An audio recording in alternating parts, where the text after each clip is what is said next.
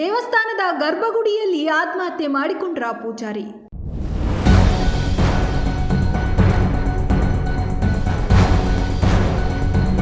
ಬೇಲೂರು ತಾಲೂಕು ಗಂಗೂರು ಗ್ರಾಮದ ಶ್ರೀ ಲಕ್ಷ್ಮೀರಂಗನಾಥ ಸ್ವಾಮಿ ದೇವಾಲಯದ ಅರ್ಚಕ 65 ವರ್ಷದ ರಂಗಸ್ವಾಮಿ ಗ್ರಾಮಸ್ಥರಿಂದ ಪೂಜೆ ವಿಚಾರದಲ್ಲಿ ಕಿರುಕುಳದ ಆರೋಪದ ಹಿನ್ನೆಲೆಯಲ್ಲಿ ಆತ್ಮಹತ್ಯೆಗೆ ಶರಣದ ಘಟನೆ ಇಂದು ಮುಂಜಾನೆ ನಡೆದಿದೆ.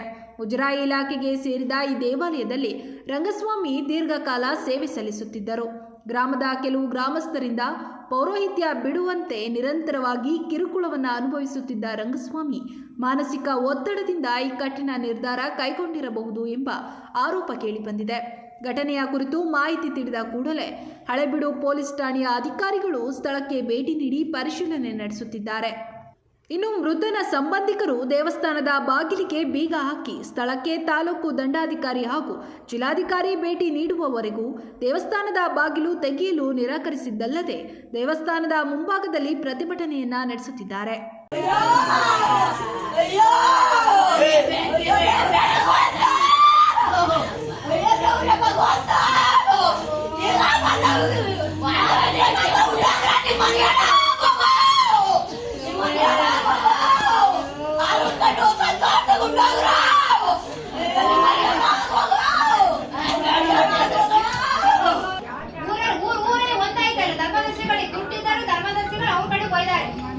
ಒಂದು ಕೊಂಡಿರಕ್ಕೆ ಒಂದು ವಾರ ಯಾರು ಪಂಚಾಯತಿ ಮಾಡ್ತಾರೆ?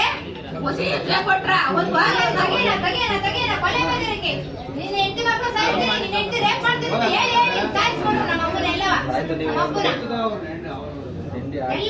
ಎಲ್ಲ ಸಾರಿಸಿ ಗುಂಡಾತ್ರ ಮಾಡಿ ಹೆಂಗ್ ನಿಂತ್ಕೊಂಡಿರಪ್ಪ.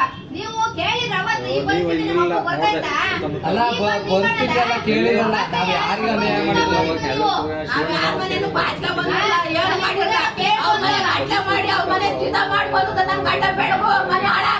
ನ್ಯಾಯ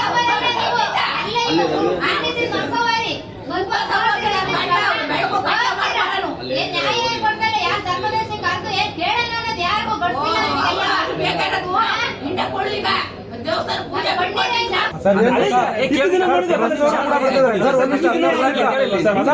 ಬರ್ತಿದ್ದಾರೆ ಪ್ರೆಸ್ ಅವರು ಮತ್ತೆ ಡಿಸಿ ಮೇಡಮ್ ಸಮ್ಮುಖದಲ್ಲಿ ಅವ್ರ ಮುಂದೆ ಬರ್ದು ಕೊಡೋಣ ಅಂತ ನಾವು ರೆಡಿ ಆಗಿದ್ದೀವಿ ಸರ್. ಅಷ್ಟೇ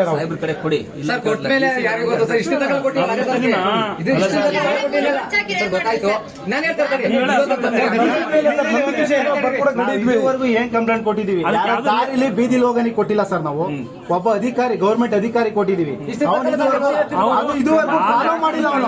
ಅಂದ್ಮೇಲೆ ಈಗ ಆಕ್ಷನ್ ಈಗಲೂ ಅಷ್ಟೇ ಇಲ್ಲಿ ಕೊಟ್ಟ ಮೇಲೆ ಏನಾದ್ರು ನಂಬಿಕೆ ಇಲ್ಲ. ತಹಸೀಲ್ದಾರ್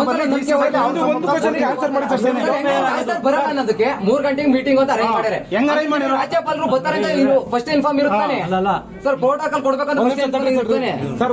ನಾನೊಂದು ಕ್ವಶನ್ ಸರ್ ನಿಮಗೆ ಸರ್, ಒಂದೇ ಒಂದು ಕ್ವಶನ್ ನಂದು. ನಾನು ನಿಮ್ಗೆ ಏನಾದ್ರು ಒಂದು ಹೇಳಿಕೆ ಇಲ್ಲ ಅರ್ಜಿ ಕೊಡ್ತೀನಿ, ಅದಕ್ಕೆ ನೀವು ಓಸಿ ಕೊಡ್ತೀವಲ್ವಾ? ವಿಎ ಕೊಟ್ರೆ ಅದನ್ನ ಓಸಿ ಕೊಡ್ಬೋದಾ ಇಲ್ವಾ? ಕೊಟ್ಟಿಲ್ಲ ಅಂತ ಬರ್ಕೊಡಿ, ಅದನ್ನೇ ಬರ್ಕೊಡಿ. ಕ್ರಮ ಇದೆ ಇಲ್ವಾ? ಅದು ಅವ್ರ ಅಧಿಕಾರ ಬರುತ್ತೆ.